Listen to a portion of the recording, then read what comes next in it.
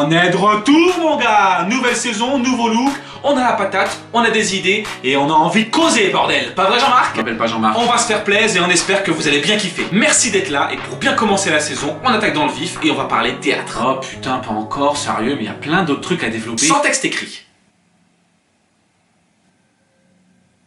Sans texte, du coup, c'est pas du théâtre. Et si. Non, je pense pas. Carrément que si. Ouais, mais non, vraiment.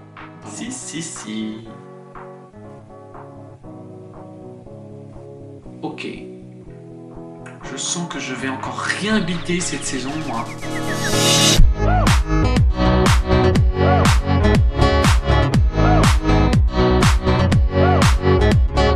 C'est quoi le théâtre? Bah, moi, je dirais que... On n'a pas le temps. T'es sur internet, faut que ça aille vite. Du coup, pour simplifier, on va dire que l'image qu'on a, c'est des acteurs sur scène qui récitent le texte d'un auteur. Eh ben non, faux. Non, mensonge, pas forcément. Il existe aussi d'autres formes qui sont des écritures de plateau, c'est le titre de la vidéo. Merci, au revoir. Ça va mieux? On a dit rythmé, là, je suis au max. Dans le théâtre contemporain, il existe de plus en plus de pièces qui utilisent ce qu'on appelle l'écriture de plateau. C'est-à-dire qu'on n'utilise pas un texte tout fait d'un auteur. Ce sont les comédiens qui vont écrire en improvisant sur un plateau. Un plateau de fromage. Un plateau de théâtre.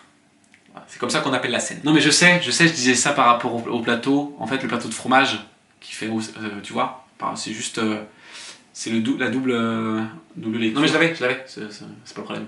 Les comédiens improvisent donc autour d'une thématique ou d'idées, et ensuite, à partir de ça, on va écrire quelque chose. Du coup, ou l'équipe se démerde et rédige un truc, ou alors il y a un auteur qui est présent, qui s'inspire de tout ça, et qui rédige un texte. C'est un peu du théâtre contemporain en fait.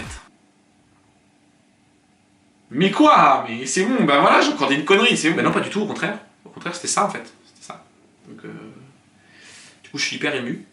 Comme d'habitude, le résultat, ça peut tout être, donc c'est un peu compliqué d'expliquer. Moi, je suis toujours d'avis de dire que quand on sait pas, on ferme sa gueule. Mais on peut par exemple parler de Joël Pomera, metteur en scène français qui pèse complètement dans le game. Il a par exemple en 2016 reçu la bagatelle de 4 Molières. Molière, je connais lui, Très bien, voilà, très bien. Mais ici, c'est l'équivalent des Césars pour le théâtre. Joël Pomera, donc, commence les répètes d'un spectacle par un espace vide. Autour d'une thématique, il fait bosser ses comédiens et écrit au fur et à mesure du travail. Durant ce boulot, les cocos doivent réapprendre leur texte, puis il est répété, puis réécrit, puis répété, puis réécrit, puis répété, puis réécrit, puis Non mais c'est beaucoup trop long là, beaucoup trop. Ah ouais, non. Sans compter qu'il crée en même temps la lumière, les costumes, la musique. Le metteur en scène reste donc le seul créateur. Comme Dieu. Oula, hop là, non, oula, attention, voilà pas beaucoup trop politique là. Non, on ne fait pas ça. Non. Voilà, pas du tout. Pas du tout. Pour la petite anecdote, Joël Pomera il a réalisé ses plus gros succès en utilisant ce procédé et en réécrivant Cendrillon, Le Petit Chaperon Rouge et Pinocchio de façon ultra contemporaine. Si Walt Disney... D'autres metteurs en scène et ou auteurs connus bossent ou ont bossé avec ce procédé, comme par exemple Ariane Mnouchkine ou Rodrigo Garcia. Je connais pas. On en reparlera. Dans un autre registre, on peut citer les Chiens de Navarre. Collectif de théâtre, ici, le pouvoir est aux comédiens. Ce sont eux qui vont improviser, et à l'inverse de Joël Pomera qui écrira une histoire avec début, milieu et fin, les Chiens de Navarre vont plus fonctionner par scénette. Si Jean-Christophe Meurice est le metteur en scène attitré du groupe, tout le monde donne son avis et les décisions se font de façon collective. Au final, ça donne une forme semi-improvisée où les acteurs savent ce qui va se passer, mais où le texte n'est pas figé. Bah oui, quand c'est toi qui as écrit ton texte, tu peux te permettre de le changer et de pas te casser une jambe pour être à la virgule près. Spécial dédicace à Samuel Beckett. Seuls les vrais savent. Concernant les Chiens de Navarre, ça donne des spectacles complètement pétés du casque, drôles, dérangeants et même un petit peu trash. Voilà, oui, non, d'accord, oui, bon, ok, bah, un petit peu beaucoup. Bon, voilà, mais franchement, c'est marrant, c'est génial. Autre crew metteur en scène bossant comme ça, Philippe Ken, Allory Gugger ou Antoine Defort. Ah oui, je connais bien eux. C'est vrai? Mais non, putain, mais jamais de la vie, je croyais que c'était une marque de bière à la base. Dans ce procédé, on redonne une place centrale aux comédiens, qui ne sont plus que des interprètes, mais des véritables acteurs de la création. Comédiens, acteurs, ouais, vous l'avez. Super.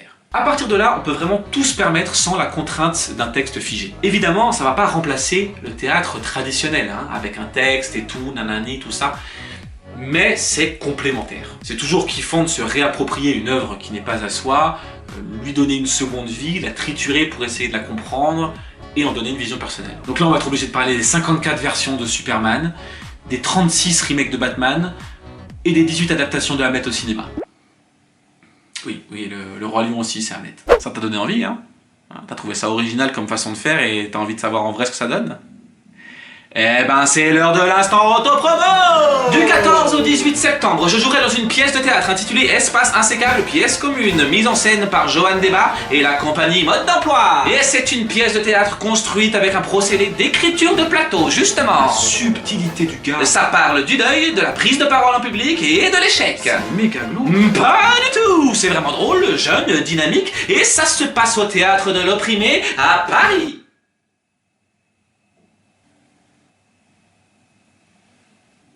Ok, c'est mort. Oui, mais non, mais je sais, il y a des gens qui sont pas parisiens, mais je vous assure, promis, je vous dirai quand on partira. En province? En région. On dit en région, bordel. Je vous laisse toutes les petites infos en description et peut-être qu'on se verra là-bas pour boire des coups après le spectacle. Pour les autres, on se retrouve de toute façon bientôt ici pour la suite, et d'ici là, culturons-nous, bordel de merde. C'est le meilleur moyen de rester vivant. On est de retour, mon gars!